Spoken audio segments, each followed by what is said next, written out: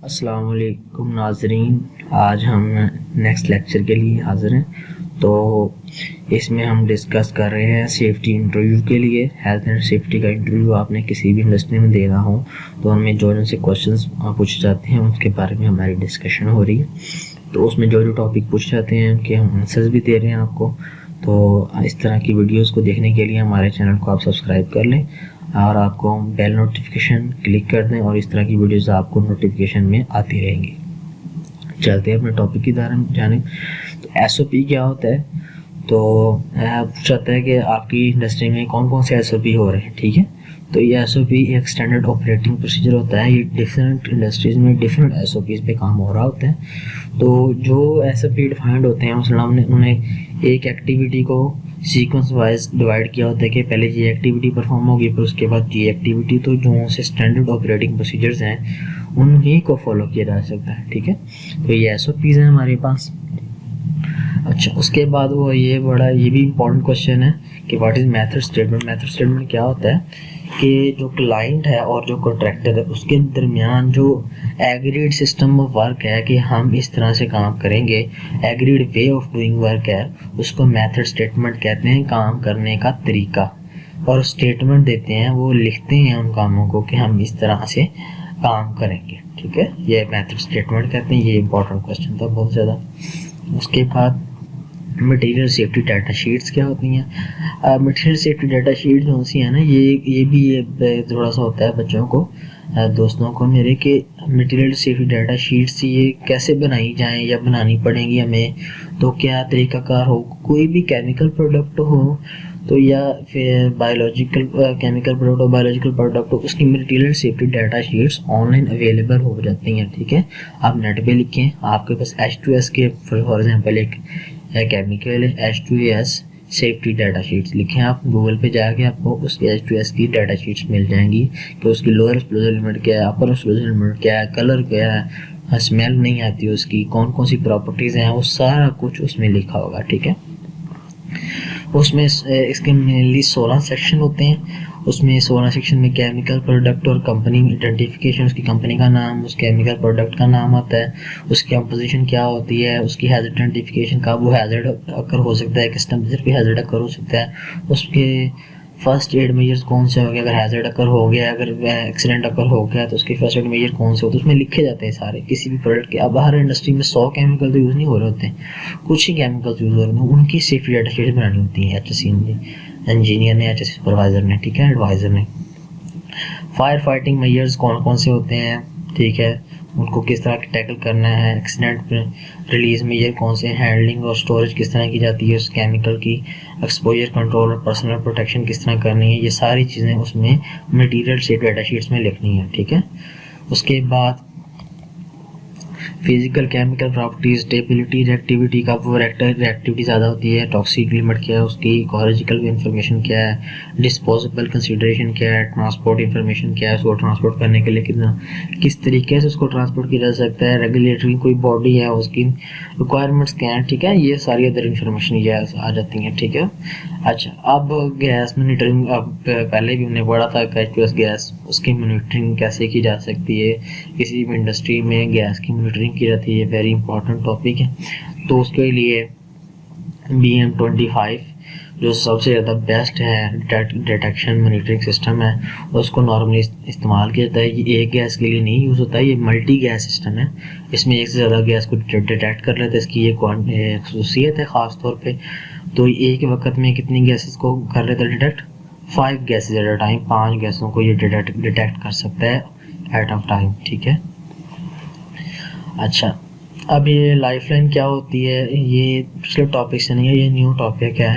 ये lifeline different topic है। ठीक है, तो ये लाइफलाइन कहाँ इस्तेमाल की जाती है? लाइफलाइन जो सा है वहाँ अगर कोई एक्सपोजर किसी बंदे की कम है, कोई नज़र नहीं आ रहा, मतलब कि वो दूर है, ठीक है, अगर उसकी आवाज़ दूसरों तक नहीं पहुँच रही तो वो इशारों के ज़रिए वो समझाता है कि यहाँ प्रॉब्लम अगर हो गई है। उसकी जो सा है ना कम्युनिकेशन का तरीका कार जो सा है, जहाँ वॉकी टॉकी, ये देखें ना, वॉकी टॉकी वर्क नहीं कर रहा तो वहाँ हमने किस तरह कम्युनिकेट करना है वो लाइफ लाइन के ज़रिए करता है। लाइफ लाइन जो थ्रेड होती है उसने पहनी होती है लाइफ लाइन, ठीक है, उसको पुल करता है एक टाइम। अगर एक टाइम पुल किया उसने बता दिया कि भाई मैं काम सही कर रहा हूँ, ओके है, ठीक है।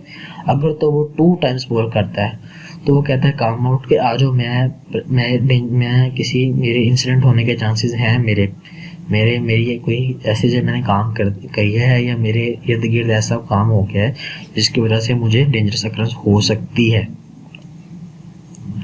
3 टाइम पुल कर रहा है तो मतलब कि बिल्कुल ही इमरजेंसी की जरूरत है, तो वाकई ही काम खराब हो गया, कुछ ना कोई समथिंग रॉन्ग हो गया, ठीक है। उसके बाद नेक्स्ट टॉपिक है हमारा टैगलाइन जो सी है, ये जो सी क्रेन होती है ना, क्रेन लिफ्टिंग करते हैं, क्रेन की लिफ्टिंग एक्टिविटी जो से करते हैं ना, उसको कंट्रोल करने के लिए और बैलेंस करने के लिए लोड को, तो ये टैगलाइन का सिस्टम टैगलाइन इस्तेमाल की जाती है। तो जो लोड है हमारा जो है वो प्रॉपरली बैलेंस पोजीशन में उसको लोड को लिफ्ट कर रहे हैं कि नहीं, तो इसके लिए टैगलाइंस का इस्तेमाल किया जाता है, ठीक है। आपको इतना ही पता होना चाहिए। अगर तो आप मतलब आपको सिंपल पूछेंगे टैगलाइन क्या आता है, आपने इतना ही बता देना आपको, ये इनफ है उनके लिए, ठीक है। नेक्स्ट वो सेफ्टी हार्नेस होती है, सेफ्टी बेल्ट होती है जो हमारे बैक पे लगती है, ठीक है। और अवॉइड फॉल फ्रॉम हाइट, जो से आपने देखा था पैराट्रूपर वो पहाड़ों पे चढ़ते हैं, उन्होंने पहनी होती हैं सेफ्टी हार्नेस पहनी होती हैं कि गिर ना सके नीचे, ठीक है। तो 2 तरह की होती हैं इनकी पकड़, मतलब अगर तो सिंगल लैंड होती है तो सिर्फ बैक पे आती है, तो बैक अगर डबल लैंड है तो दोनों तरफ बैक से भी आती है और साइडों पे भी आती है, ठीक है। तो लैंड यार्ड की टाइप पे इनको डिवाइड किया जाता है 2 हिस्सों में, ठीक है। इसके लिए 3 चीज़ें रिक्वायर होती हैं किसी भी प्रोटेक्शन के लिए, सेफ्टी के लिए किसी बंदे के लिए। एक तो बॉडी हार्नेस और एक लैंड यार्ड, शॉक ऑब्जर्वर भी हो तो और अच्छा है, ठीक है। एंकरिंग पॉइंट फॉर हुक, एक एंकरिंग पॉइंट तो चाहिए होता है। Safety harness plus life line fall arrest system, कोई बंदा भी नीचे गिर गया अगर वो उसने हाथ छोड़ दिए तो उसका ये safety harness plus life line होनी चाहिए। ये चीज़ रिक्वायरमेंट्स हैं किसी भी बंदे को गिरने से, वर्क एट हाइट पे जो बंदा काम कर रहा है उसको गिरने से बचाने के लिए ये चीज़ें रिक्वायरमेंट हैं, ठीक है। तो अगर तो 100% फॉल प्रोटेक्शन करानी है तो उसके लिए डबल लैंड का इस्तेमाल करें, प्रॉपर गार्ड रेल का इस्तेमाल करें, सेफ्टी नेट और एयर बैग का इस्तेमाल करें, ठीक है। अगर O2 लिमिट जो सी हैं हमारे पास कितनी होनी चाहिए, आपको पता है 21% ऑक्सीजन बाय वॉल्यूम अगर होती है, 78% नाइट्रोजन है और 1% अदर गैस हो। अगर इन लिमिट्स के अलावा कोई गैस होगी तो आप पता लग जाता है कि आपका मसला है इंडस्ट्री में, उस प्लांट में, ठीक है। डेफिशिएंसी ऑक्सीजन के तो क्या होता है, सर दर्द होने लग जाता है, डेथ अकर हो जाती है। तो फायर रिच ऑफ ऑक्सीजन के ज़रिए फायर लगने के चांस ज़्यादा हैं। और टू स्टैंडर्ड कन्फाइंड स्पेस ऐसी जगह है जहाँ एक्सपोजर कम से कम हो और ऑक्सीजन क्वांटिटी कम हो, ठीक है। मिनिमम जो है 19.5% होनी चाहिए ऑक्सीजन और मैक्सिमम 20.9% होना चाहिए इन पाकिस्तान, ठीक है। पाकिस्तान में इसकी जो सी मैक्सिमम ऑक्सीजन की लिमिट है परसेंटेज के लिहाज से वो 20.9% है और दूसरी इंडस्ट्री में 23.5%। इन अदर के एलिवेशन के लिहाज से ऑक्सीजन की डिवीजन होती है, डिफरेंट कंट्रीज में डिफरेंट होती है, ठीक है। लक्स लेवल क्या होता है, लक्स इसे कहते हैं, तो लक्स हमारे घरों में इस्तेमाल हो रहा है वो वाला लक्स नहीं है और लक्स है, तो इसके कहते हैं लुमिनियस पर यूनिट एरिया। जो रोशनी जो सी है वो हमारी कितनी है किसी एरिया में, लुमिनियस पर यूनिट एरिया से कहते हैं। इसे लेक्सोमीटर एक इंस्ट्रूमेंट है वो मेजर करता है, ठीक है। और एक रूम के अंदर, एक आम रूम है उसके अंदर लक्स लेवल, रोशनी का कितना लेवल होना चाहिए, 500 लक्स होना चाहिए, ठीक है।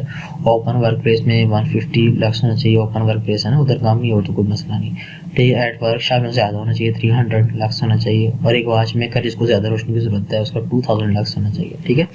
तो ये डिफरेंट चीज़ें थी आपको हमने बता दी, ठीक है। हमने आपको टूल बॉक्स स्टॉक के बारे में बता दिया, आपको स्टैंडर्ड ऑपरेटिंग सिस्टम के बारे में बता दिया, method statement, material safety data sheet के 16 सेक्शन होते हैं, ठीक है। BM-25 बेस्ट मिलिट्री सिस्टम में 5 गैसेस को ट्रेट करता है, ये बता दिया। लाइफ लाइन का बता दिया, टैग सिस्टम का बता दिया आपको, टैग लाइन का बता दिया आपको, ठीक है।